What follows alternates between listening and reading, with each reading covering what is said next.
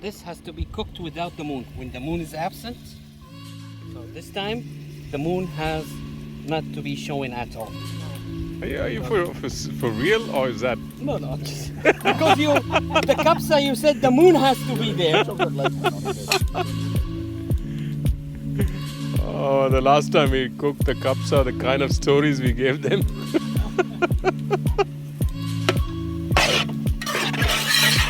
So, you need to explain what are you doing out here right now. This is lamb meat cut to small chunks. Okay. And it's going to be cooked on the skillet. Usually it's done, people use the lamb fat from it. Okay. But because I don't have the lamb fat, the pieces, so I used the G instead. All right. And right now, basically, I'm trying to get the meat to cook a little bit, and I want the water that is coming, or the moist that is coming out of the meat, to dry a little bit. Right. Right. After that, I'm going to add the onion, Okay.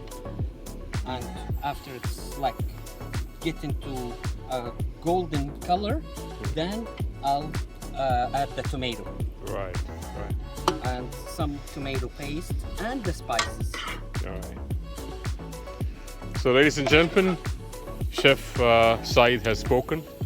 That's his menu for the day. This is something which is very traditionally made by the